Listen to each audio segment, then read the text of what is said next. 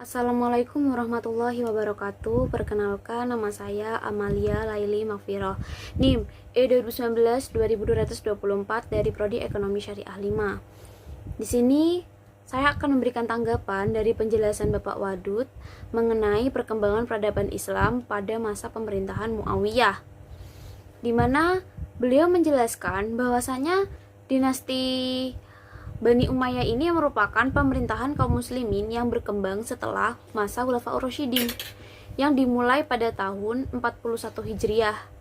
Nah, keberhasilan Muawiyah mendirikan dinasti Umayyah ini bukan hanya kemenangan diplomasi dalam perang Siffin dan terbunuhnya Ali bin Abi Thalib, melainkan sejak semula Muawiyah memiliki basis yang rasional, yang solid.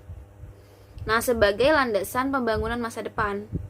Selain itu, ia mendapatkan dukungan yang kuat dari Suriah dan keluarga Bani Umayyah. Ia merupakan seorang administrator yang sangat bijaksana dalam menempatkan para pejabat-pejabatnya serta memiliki kemampuan yang menonjol sebagai negarawan sejati. Dan beliau ini juga menyebutkan urutan-urutan khalifah pada masa Bani Umayyah secara urut. Nah, yang kedua yakni pola pemerintahan Bani Umayyah. Yang pertama, ibu kotanya itu dipindah dari Madinah ke Damaskus. Yang kedua, berubahnya sistem pemerintahan demokrasi menuju sistem pemerintahan monarki hereditaris atau kerajaan secara turun-temurun. Yang ketiga, khalifah yang terkenal fanatik kearapannya. Jadi itu sangat kental kearapannya. Yang keempat, yakni kehidupan keluarga Muawiyah ini sangat berkelimang harta dan terisolasi dari masyarakat. Nah, yang ketiga, ada organisasi pemerintahan Bani Umayyah. Ada 5, yakni yang pertama An-Nizamul Syiasi atau organisasi politik. Yang kedua An-Nizamul Idari, organisasi tata usaha negara. Yang ketiga An-Nizamul Harbi atau organisasi pertahanan. Yang keempat An-Nizamul Mal atau organisasi keuangan. Yang terakhir yaitu An-Nizamul Qadar atau organisasi kehakiman. Nah, yang dibahas terakhir yakni tentang keberhasilan para pemimpin pada masa Bani Umayyah. Nah, yang pertama itu ada Abdul Malik, di mana beliau ini melakukan perbaikan di bidang administrasi, pemerintahan dan pelayanan umum itu digalakkan. Nah, ia itu juga memerintahkan penggunaan bahasa Arab sebagai bahasa resmi di setiap kantor pemerintahan. Nah, yang kedua ada Abdul Aziz bin Marwan, yang mana beliau membuat alat ukur sungai Nil, membangun jembatan, dan memperluas Masjid Jami Amr bin As. Nah, yang ketiga ada Hajjaj bin Yusuf, di mana beliau ini melakukan perbaikan sistem irigasi dengan mengalirkan air sungai Tigris dan Eufarat ke seluruh pelosok Irak, sehingga kesuburan tanah pertanian ini terjamin. Nah, dan ia itu juga melarang keras perpindahan dari desa ke kota.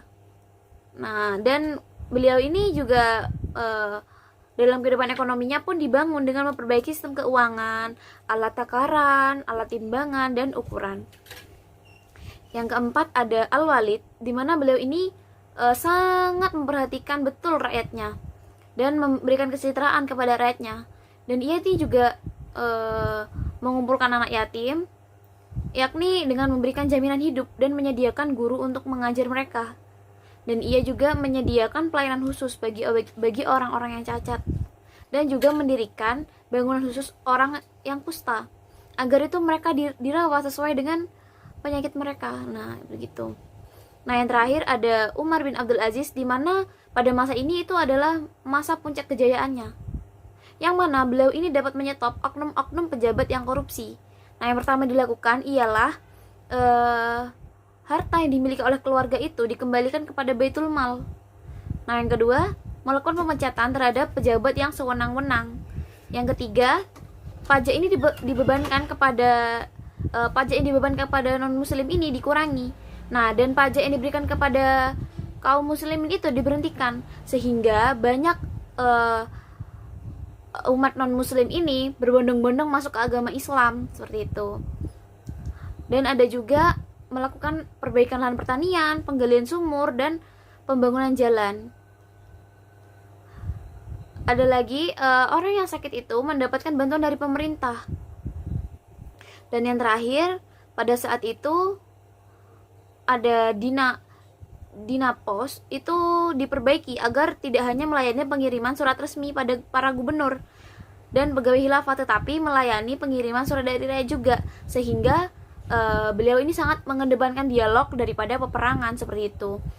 Nah, seperti yang sudah saya jelaskan di atas, sehingga dapat disimpulkan bahwasanya perkembangan peradaban Islam pada masa Muawiyah ini baik, dan yang paling menonjol adalah perluasan wilayahnya.